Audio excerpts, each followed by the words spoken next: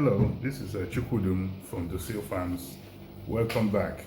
Today we're going to be talking about heat stress. Anybody who raises birds in the months of November, December, January, February, March and April, especially in the dry months, will have to deal with this. And sometimes we can even have heat stress during the rainy season. So it's something that you have to know how to deal with. We are in the tropics. We're in Nigeria and Africa. We're in the tropical zone. And for most farmers, I would say 99% of the farmers, we do not have air-controlled buildings or air-conditioned buildings. Therefore, heat stress is always an issue. What is heat stress? And how do we manage it? Heat stress occurs when there's a difficulty in achieving a balance between the body heat production and the body heat loss. So when you have that imbalance, you're going to have heat stress. Heat stress is a result of unsuccessful thermal regulation in the animals as they absorb higher amount of heat than they can lose. It can occur at any age. But the temperature at which it occurs for different ages varies, as we'll see as we go along. Now, how do you know if your birds are having heat stress? Well, the first thing you have to know is what's the age of the bird. So let's go from week 1 to week 6.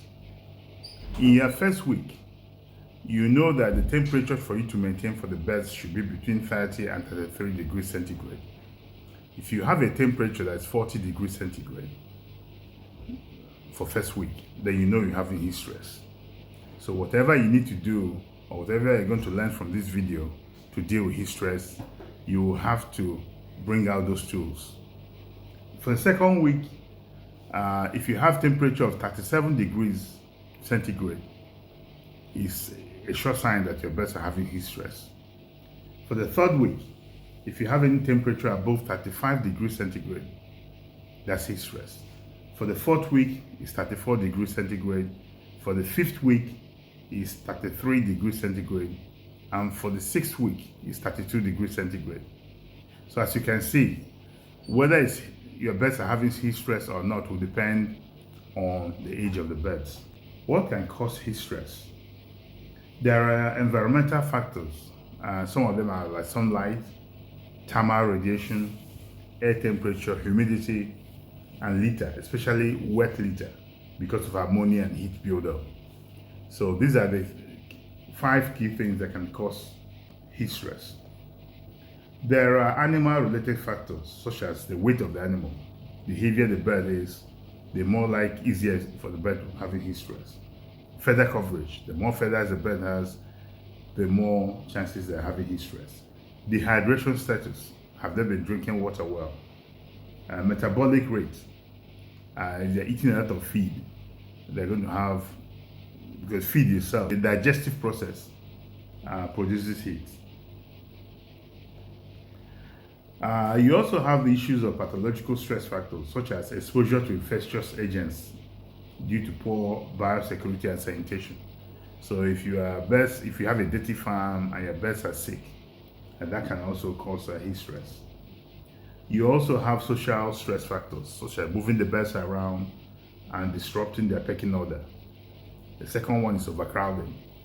So all of this can contribute to heat stress. So the more factors you can minimize, the less chances your birds will have heat stress.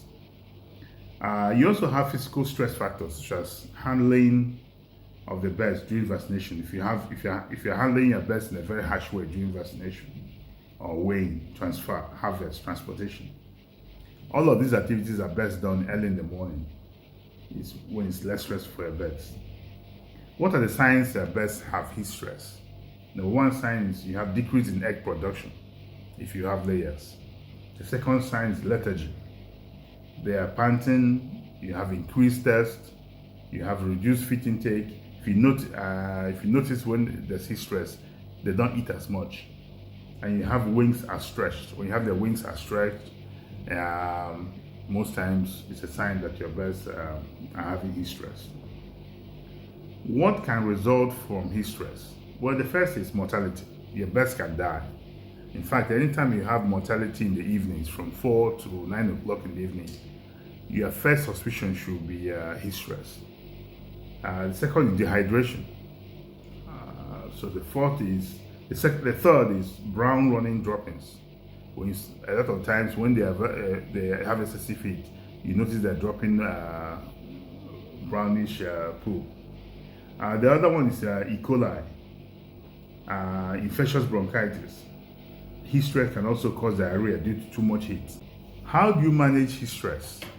As I said earlier, heat stress usually occurs from the months of November, December, January, February, March, and April. And also sometimes during the rainy season, you're going to have heat stress. Some days there might be heat stress. The temperatures may rise so much based on the age of the birds that you have heat stress, as we discussed earlier. So it's important for you to, even in the rainy season, to check the weather in the morning. And if you notice that the forecast is that there'll be high temperatures for the day, then you have to activate your heat stress management tools that we're going to discuss in a few minutes. One of the things I have to say, most people laugh when I say this, is it's a good idea to have fans in your pen, especially if you have electricity. And if you have a lot of birds, it's worth putting a generator where you have excessive heat, because that movement of the air, in addition to other things you can do, really helps the birds. I've raised 2,000 birds in a place that did not have power, and I used generators. And I found that throughout the time I didn't have any mortalities due to heat stress. The other thing you can do is to have foggers and fans that you can use during the times of heat stress, usually between the hours of 12 noon and 5 p.m. For the first 28 days of your bird's life, you should feed them ad libitum. That means you just put feed whenever 24 hours, whatever you have, the feeder is empty, you add more feed. After 28 days, it's a good idea to remove their feed between 12 noon and 5 p.m. And the reason is very simple. 4 o'clock is the time that the effect of the heat affects the birds the most. If they eat by 12 o'clock, the food will be digesting by 4 p.m. That process of digestion produces internal heat. So if you have birds that are suffering from internal heat and also external heat, that's a dangerous combination. So you try and, after day 28, you try and remove their feed from 12 to 5. They will be hungry, but make sure they have very, very cool water to drink. And especially if you are doing organic, give them organic antibiotics through that time in cool water. That's very good for them. One of the things you do, because you remove feed from them from 12 to 5 p.m., you have to give them feed that light at least until midnight, so they can catch up on their feeding and eat at the cooler times of the day. The other thing you can do is to put ice blocks in their water. It's wonderful for them. You see that they'll be drinking, and the ice will, just like human beings. If you drink cool water when you're hot, you feel better. If the water is hot, nobody likes to drink hot water during when they're hot. Like I said earlier, if you put ice water, you can use fans. The other thing you can do when you're having heat stress is to make sure you have somebody in your farm, if you're not going to be there yourself, between 1 p.m. and 8 p.m. And the reason is because no matter what you do, there might be some that will fall to the heat stress. So if somebody around the farm that sees one stressed out or suffering or about to die, you can put them in a bucket of cold water. That will revive them.